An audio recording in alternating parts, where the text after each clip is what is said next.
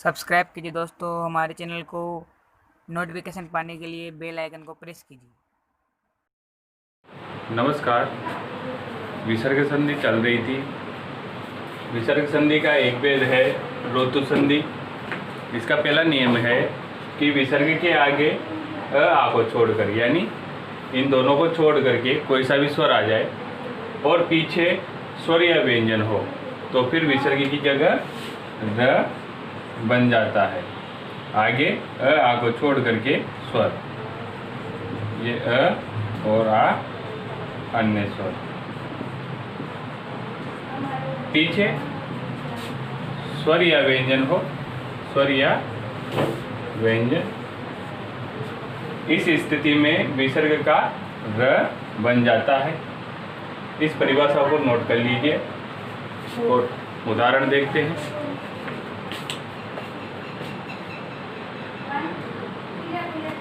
देखो, एक उदाहरण है मुनि प्लस इति।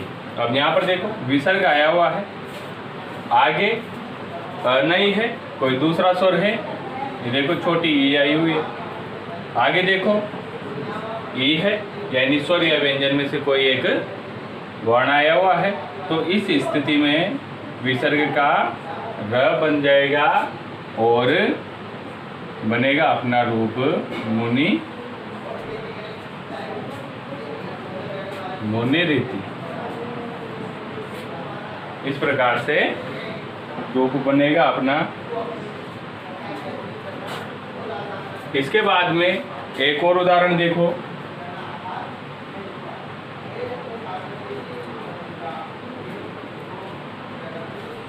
भानु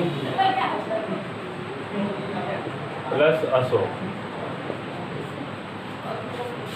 इसे मिलाकर के भी लिख सकते हैं अपन। देखो मुनिरिति, इस प्रकार से भी लिख सकते हैं,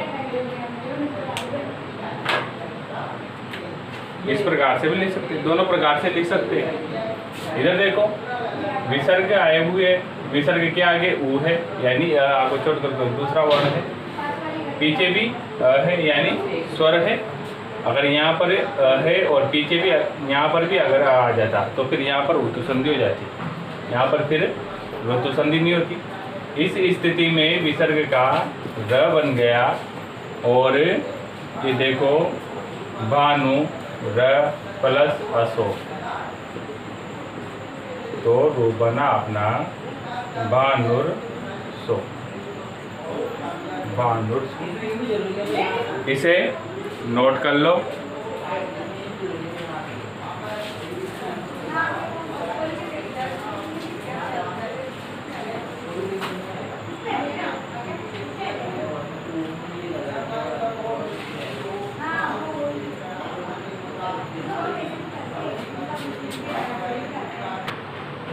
देखो नियम नंबर दूसरा है कि अव्यय और ऋकारांत।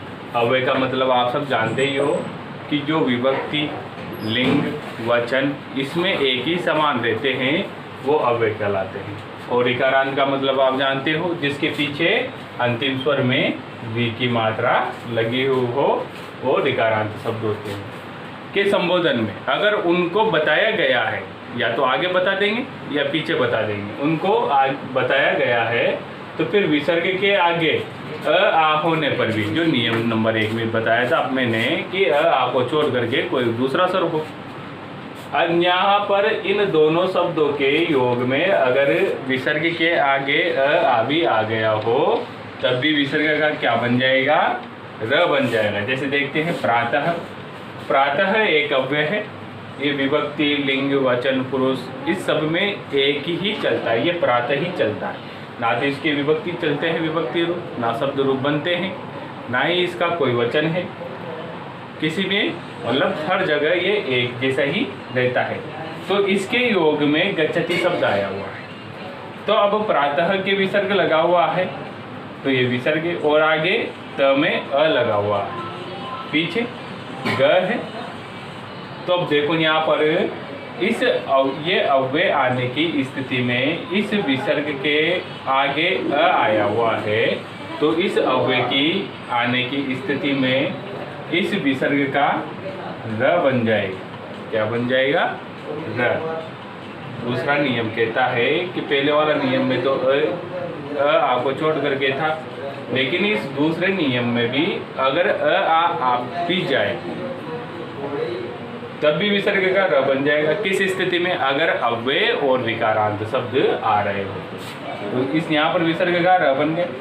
आगे प्रातः है, प्रातर हो गया, पीछे गच्छति है तो गच्छति लिख दो, मिला करके लिखने पर प्रातर गच्छति।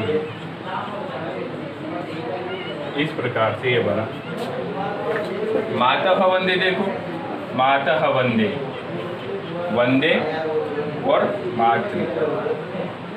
अब यहाँ पर देखो, यहाँ पर मातृ है, इस ऋकारांत शब्द है, ये क्या है, ऋकारांत शब्द है।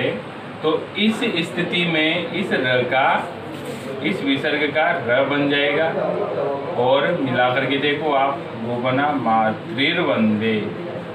क्या बना, मातृवंदे। इसे र को ऊपर लगा दो, ये मातृवंदे। इस प्रकार से रूप अपना बनता है, इसे नोट कर लो। अब अगली संधि है विसर्ग का लोप संधि, यानी इस संधि में विसर्ग का लोप हो जाएगा, यानी लोप यानी हट जाएगी, यानी विसर्ग यहाँ पर हट जाएगी। अभी देखो, पहले नियम में बताया गया है अपन को कि आकार से परे विसर्ग का अस होने पर विसर्ग का लोप हो जाता है। तो यहाँ पर देखो आकार, यानी आ वर्ण विसर्ग के पहले हो, ये विसर्ग के पहले आया होना चाहिए। विसर्ग का अस होने पर, विसर्ग का अस होने पर, यानी विसर्ग के बाद में स्वर या व्यंजन हो,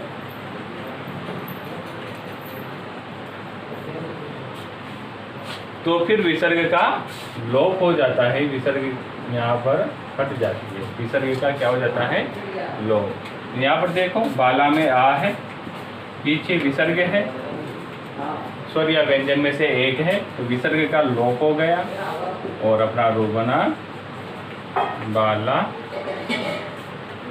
हत, बाला हत। दूसरा उदाहरण देख लो साथ के साथ में ही।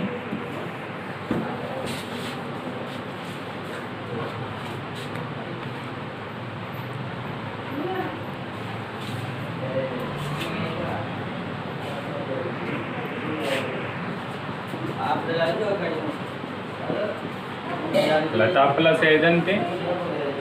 यहाँ पर देखो विसर्ग के आगे क्या है, आ है, पीछे विसर्ग है, स्वर या व्यंजन में से एक आया हुआ है, तो लोप हो जाएगा।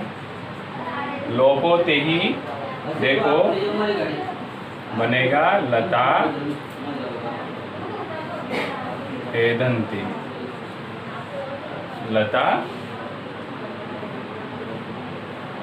एदंते।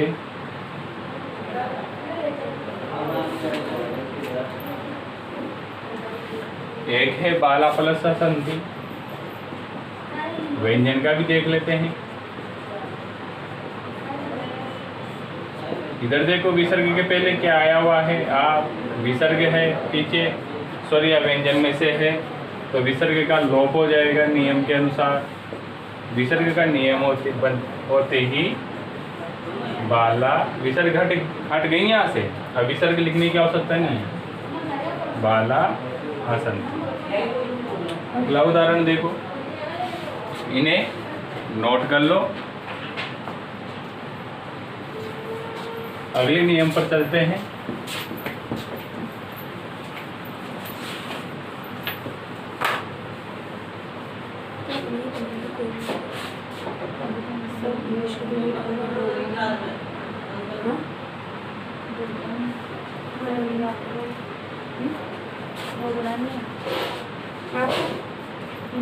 नियम नंबर 2 है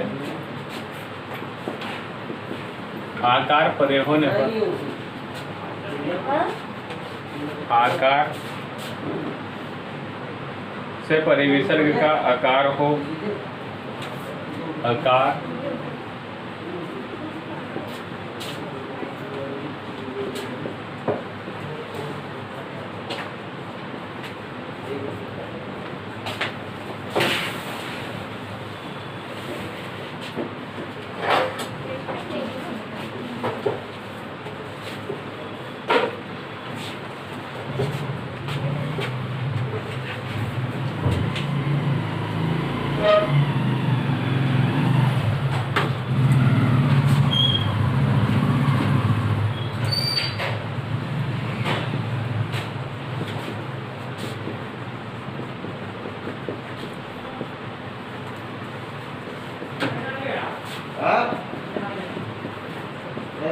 दूसरे नियम में बताया गया है यदि विसर्ग के पहले अकार हो और विसर्ग के बाद में भी स्वर आ जाता है तो फिर वहाँ पर विसर्ग लोप हो जाती है। जैसे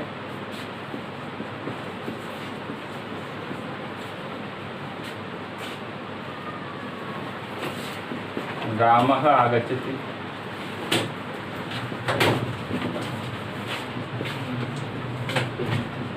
यहाँ पर देखो